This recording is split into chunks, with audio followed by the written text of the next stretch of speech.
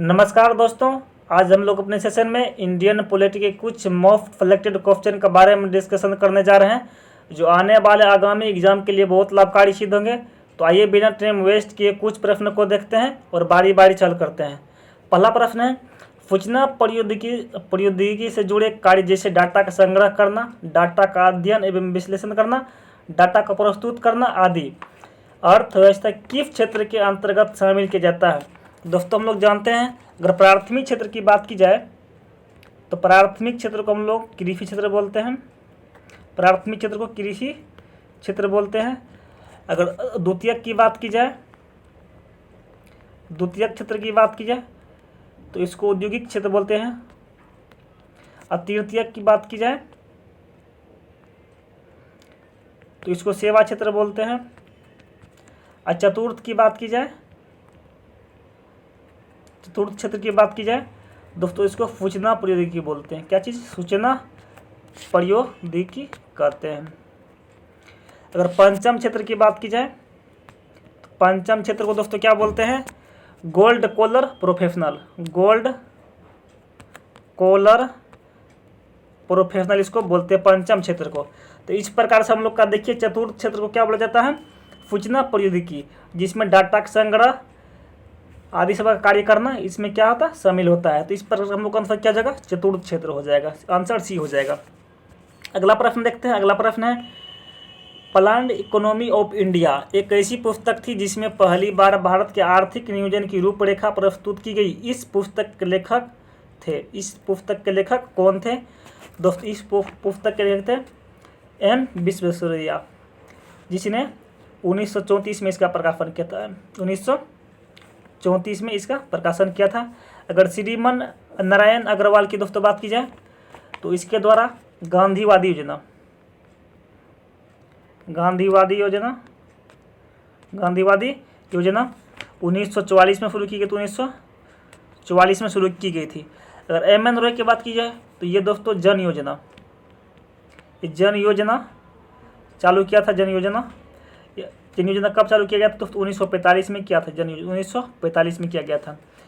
अगर जयप्रकाश नारायण की दोस्तों बात की जाए तो ये सर्वोदय योजना ले आया था। ये 1950 ईस्वी में ले आया था सर्वोदय योजना। तो इस प्रकार का हम लोग का आंसर क्या हो गया? डी हो गया, एम विश्वेश्वरैया।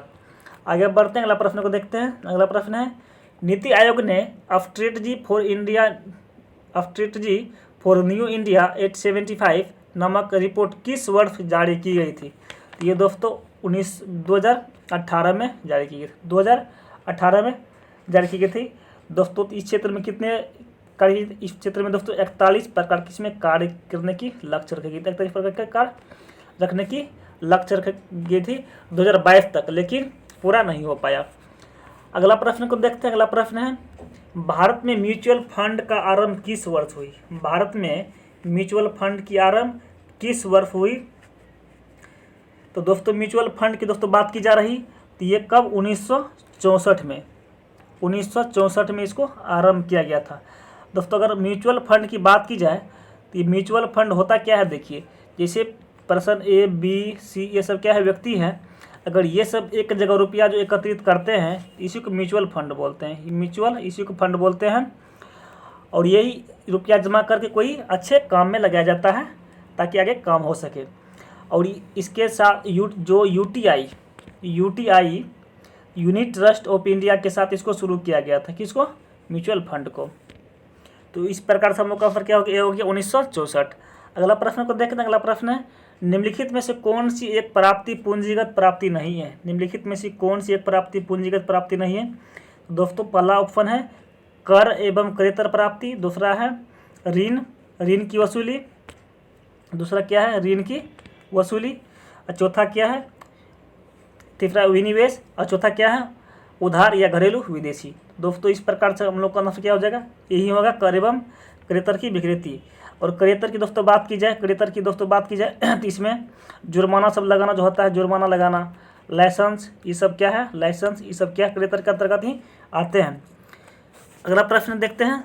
अगला प्रश्न है, निम्नलिखित में से कौन सी कर प्रणाली सामाजिक समानता एवं लोकतांत्रिक मूल्यों पर आधारित है। निम्नलिखित में से कौन सी एक कौन सी कर प्रणाली सामाजिक समानता एवं लोकतांत्रिक मूल्यों पर आधारित है? तो दोस्तों कौन सी है? तो ये है प्रगतिशील प्रगतिशील कर प्रणाली जो है, जो सामाजिक एवं लोकतांत्रिक मूल्यों पर आधारित है।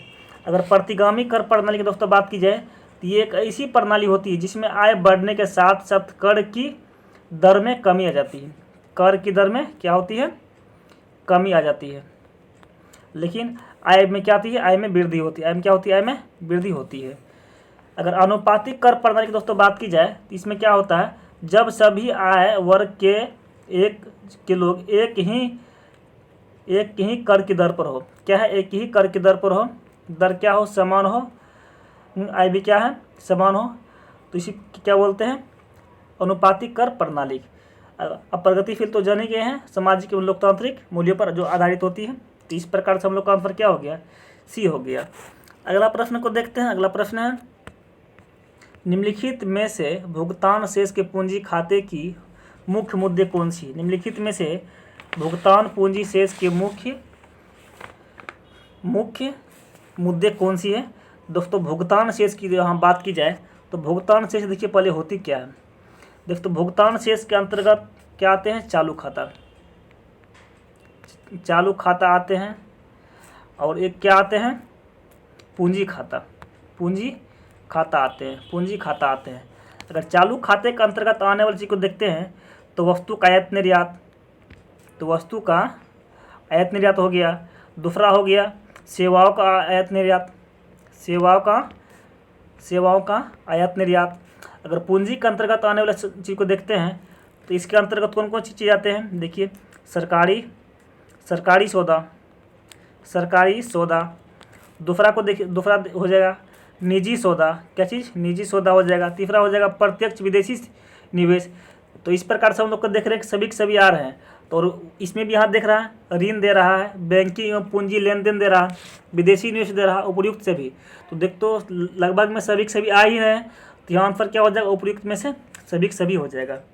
अगला प्रश्न को देखते हैं। अगला प्रश्न है, वर्ष के अधिकांश हिस्से में बेरोजगार रहने वाले व्यक्तियों की संख्या को क्या कहा जाता है? वर्ष के अधिकांश हिस्से में बेरोजगार रहने वाले व्यक्तियों की संख्या को क्या कहा जाता है? दोस्तों इसके संख्या क्या कहा जाता है? सामान्य अवस्थिति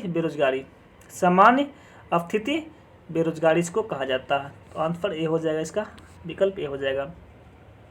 अगला प्रश्न को देखते हैं। अगला प्रश्न है, जब कुल उपयोगिता अधिकतम होती है तब सीमांत उपयोगिता क्या होती है? दोस्तों ये क्या होती है? जब कुल उपयोगिता अधिकतम होती है तो सीमांत उपयोगिता क्या होती है?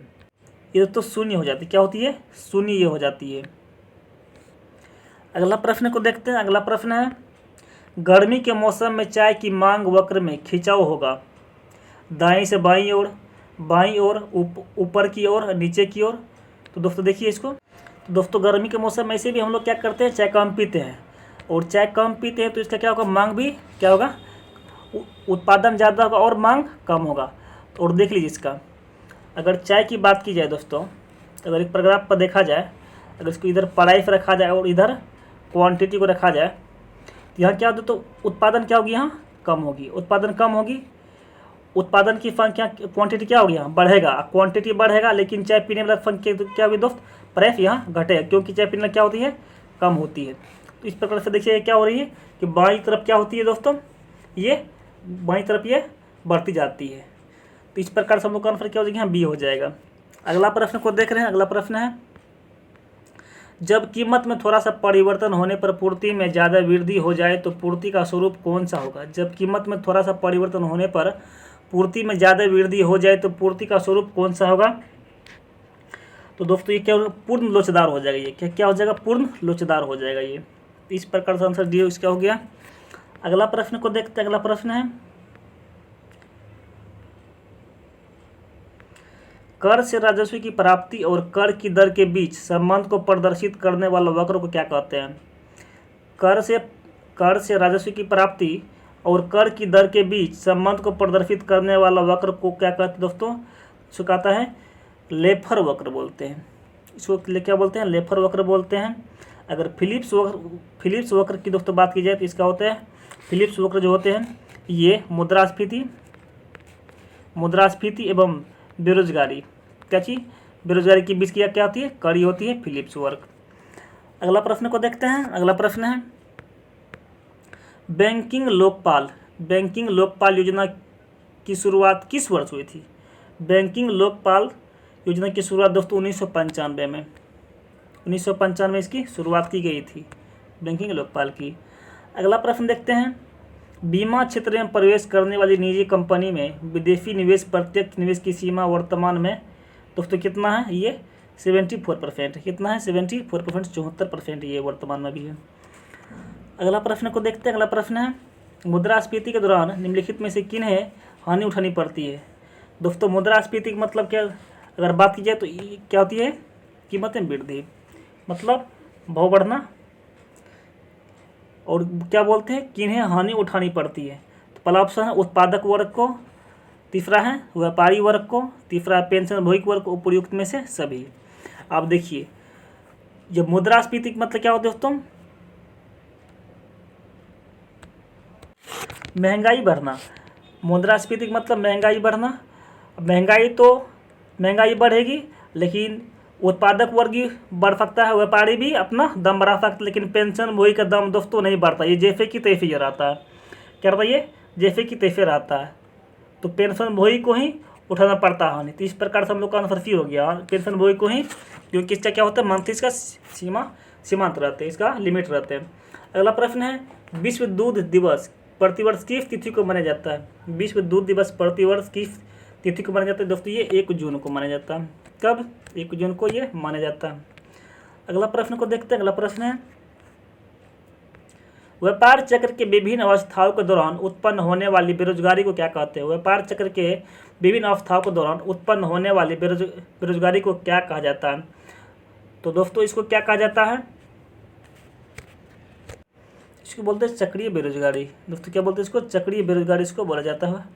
व्यापार चक्र की विभिन्न अवस्था के दौरान उत्पन्न होने वाली बेरोजगारी को चक्रीय बेरोजगारी बोलते हैं।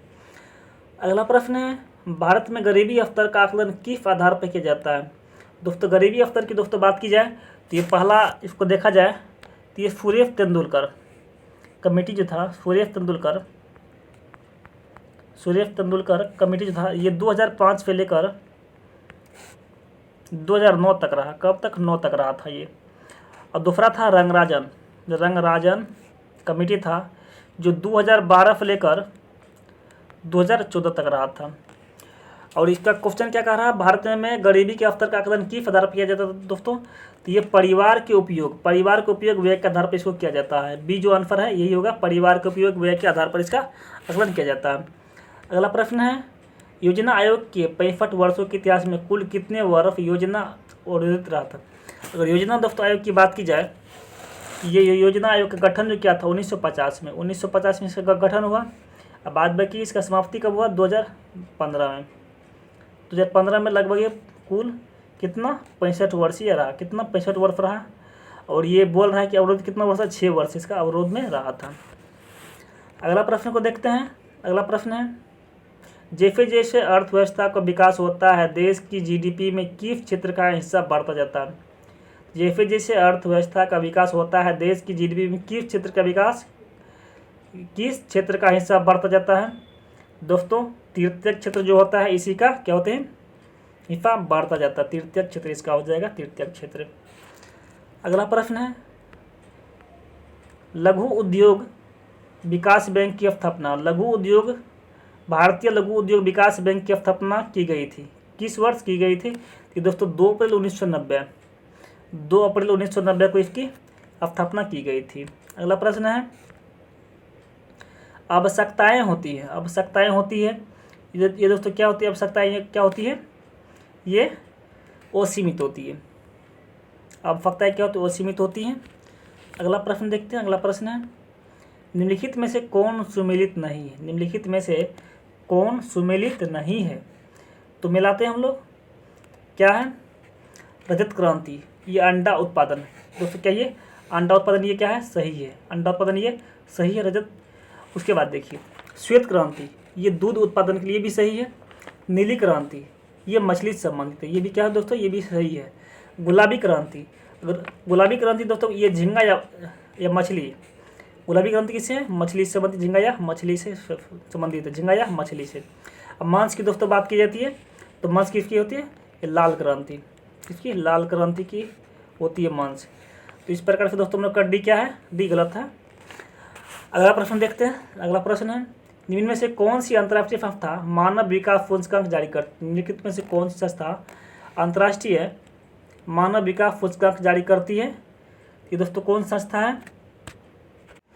संयुक्त राष्ट्र विकास कार्यक्रम, जिसका कौन है? संयुक्त राष्ट्र विकास कार्यक्रम जो है UNDP जो है, यही है UNDP ये। और दोस्तों इसकी पहली बार गठन कब? 1990 में, 1990 के आसपास इसका गठन हुआ। और इसका उद्देश्य क्या है? लंबा तथा स्वस्थ जीवन तथा पर्याप्त ज्ञान की उपलब्धि, यही सब इसका उद्देश्य था UNDP का।